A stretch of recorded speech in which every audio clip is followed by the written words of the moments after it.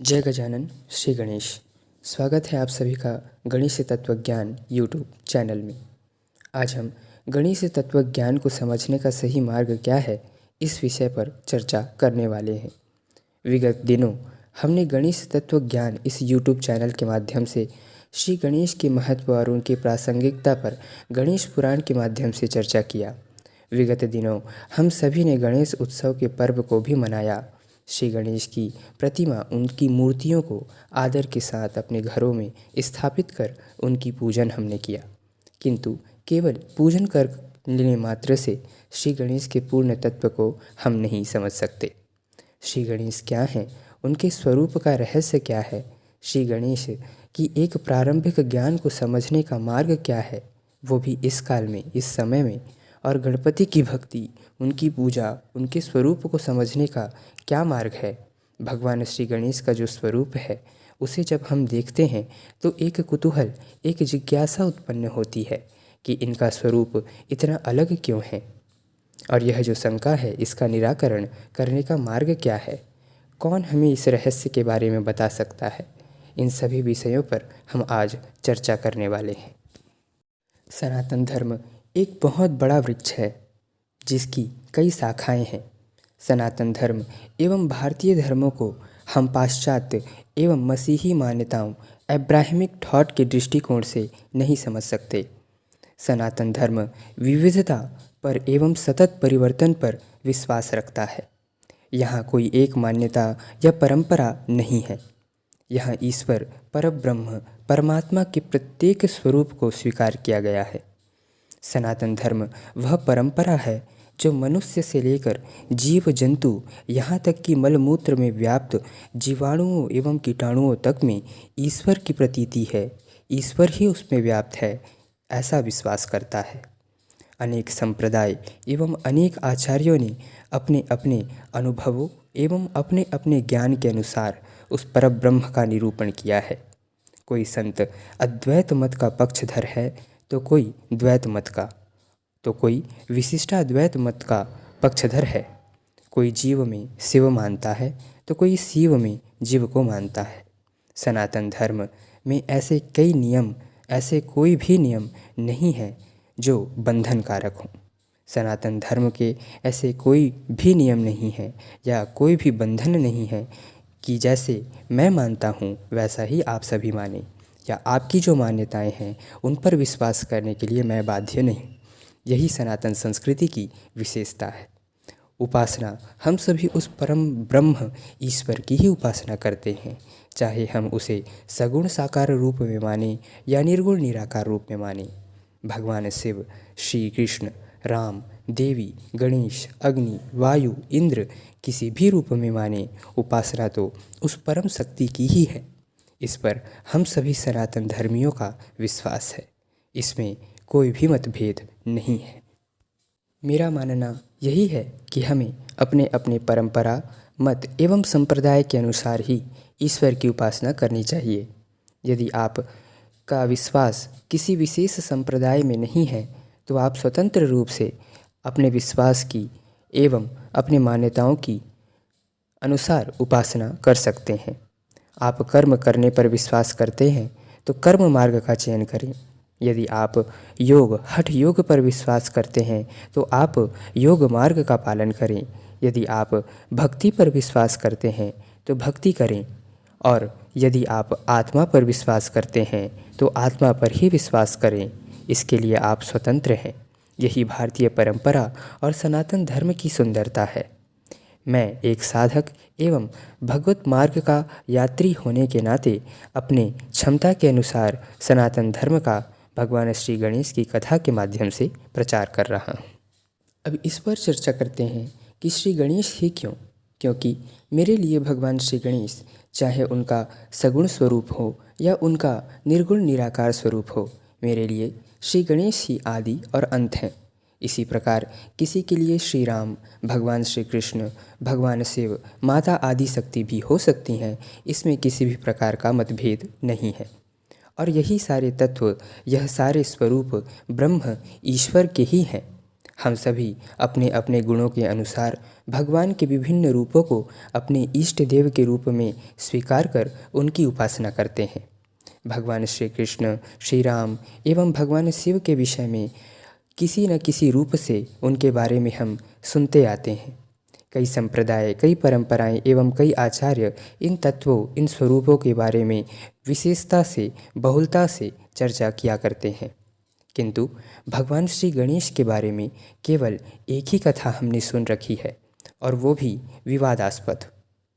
और जब इन कथाओं को हमारे तार्किक युवा वर्ग, जो पाश्चात्य संस्कृति के प्रभाव में आता जा रहा है, वह जब अपने देवी देवताओं के स्वरूप के विषय में पूछता है तो उन्हें संतोषजनक उत्तर ना मिलने के कारण युवा वर्ग का मन धर्म, संस्कृति, हमारे देवी देवता, भगवान, पाप, पुण्य इन विषयों से हटता जा रहा है। तो इन्हीं विषयों पर तार्किक रूप से चर्चा करने के लिए, भगवान श्री गणेश के स्वरूप को समझने एवं समझाने के लिए गणेश तत्वज्ञान इस YouTube चैनल के माध्यम से हम प्रयास कर रहे हैं। भगवान श्री गणेश केवल गौरी नंदन, शंभुसुत, शिव गणों के प्रमुख, पार्वती के मैल से जन्मे, बस इतना ही हम उनके विषय में जानते हैं। जबकि इससे इतर, इससे विपरीत श्री गणेश योग की पराकाष्ठा हैं, ओमकार के पूर्ण स्वरूप हैं, जिनकी अपनी अपनी विविध लीलाएं हैं, जो सनातन धर्म के स्तंभ हैं। उनकी प्रतिमा न केवल भारत अपितु Indonesia, Malaysia, Afghanistan, Sri Lanka, Japan, China, Philippines जैसे देशों तक में श्री गणेश की प्रतिमा प्राप्त होती आ रही है। नाम एवं पूजा पद्धति अलग हो सकती है, किंतु स्वरूप एक ही है। जैन एवं बौद्ध मत के कुछ संप्रदाय में भी श्री गणेश की उपासना होती आ रही है। तो को तात्विक रूप से कैसे समझा जाए, उनके गजमुखत्व को कैसे समझा जाए, ऐसा विचार हमारे मन में अवश्य आता है। और इस विषय पर मेरा ऐसा मानना है कि इस समय यदि कोई जिज्ञासु व्यक्ति भगवान श्री गणेश के स्वरूप को, उनकी कथा को, उनकी उपासना, उनकी पूजा और उनके तात्विक स्वरूप को समझने का इच्छुक है, तो इस समय इसका एक ही मार्ग है, और वह है गाणपत्य संप्रदाय। जिस प्रकार दवाइयों के विषय में डॉक्टर से अधिक कोई नहीं जानता, संविधान कानून के विषय में अधिवक्ता वकील से अधिक कोई नहीं जानता, इसी प्रकार धार्मिक एवं आध्यात्मिक क्षेत्र में भी विविध विभाग हैं, जिनकी जानकारी उस विभाग के आचार्य को ही होती है। जैसे यदि किसी व्यक्ति को अघोर मंत्र, शिव शक्ति तत्व, पाशुपत मंत्र या भगवान शिव संबंधी किसी तत्व को जानना है, तो उसके लिए शैव संप्रदाय के आचार्य या दीक्षित व्यक्ति से ही पूछना चाहिए। 12 ज्योतिर्लिंग जहाँ जहाँ जिस भी राज्य में व्याप्त हैं, विशेषकर काशी धाम, यह भगवान शिव से संबंधित क्षेत्र है। जिज्ञासु भक्त शिव तत्व के विषय में गहराई से जानने हेतु इन विशिष्ट स्थानों पर बने शैव पीठों के आचार्य से दीक्षा ग्रहण कर शिव तत्व का ज्ञान प्राप्त करे। उसी प्रकार यदि कोई भक्त गोपाल मंत्र, युगल मंत्र, भागवत धर्म क्या है, श्री राम तत्व, श्री कृष्ण तत्व, विष्णु तत्व क्या है, श्री कृष्ण, श्री राम एवं भगवान नारायण के स्वरूप को समझना चाहता है, तो द्वारिका, मथुरा, वृंदावन, अयोध्या, श्रीरंगम, पुरी, तिरुमला एवं पंढरपुर इन विशिष्ट स्थानों में व्याप्त वैष्णव संप्रदाय के वरिष्ठ आचार्यों से दीक्षा प्राप्त कर वह ज्ञान प्राप्त कर सकता है।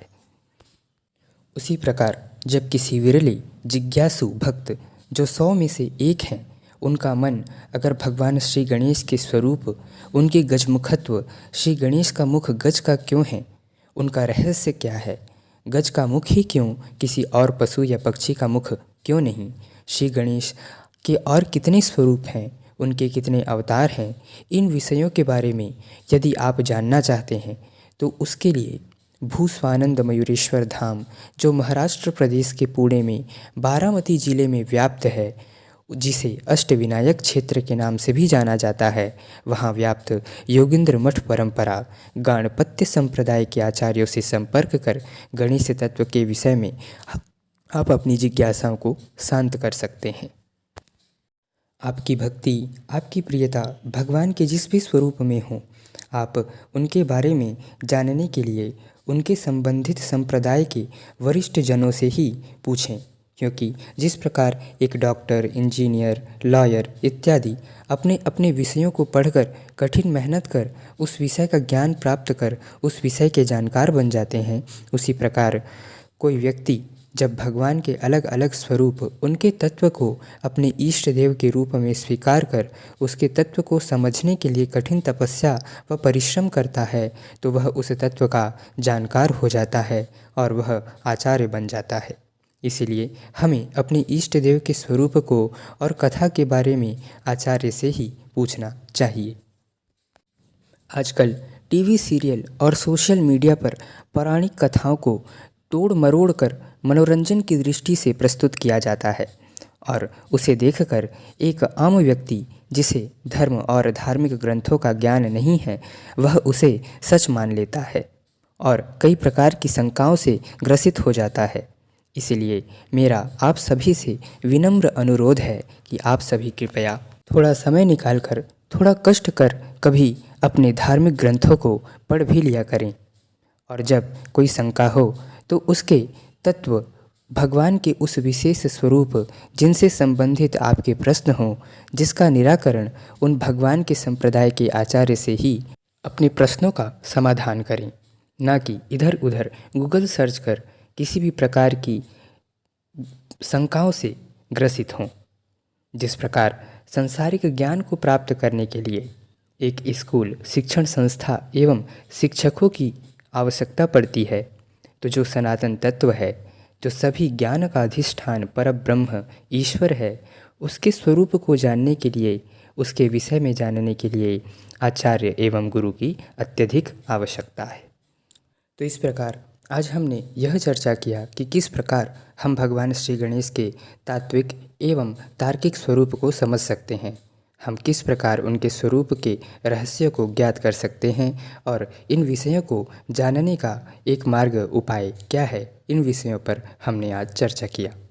आगे आने वाली वीडियो में हम श्री गणेश के स्वरूप के संपूर्ण रहस्यों पर, उनके हर एक कथा कथानकों पर चर्चा करने वाले हैं। इसीलिए आप हमारे साथ इस गणेश तत्वज्ञान यूट्यूब चैनल के साथ बने रहें और यदि आपको यह वीडियो पसंद आया हो तो आप ज़्यादा से ज़्यादा लोगों तक इसे शेयर करें, ताकि सभी लोग श्री गणेश की इस भक्ति का, उनके स्वरूप का ज्ञान प्राप्त कर आनंदित हो सकें।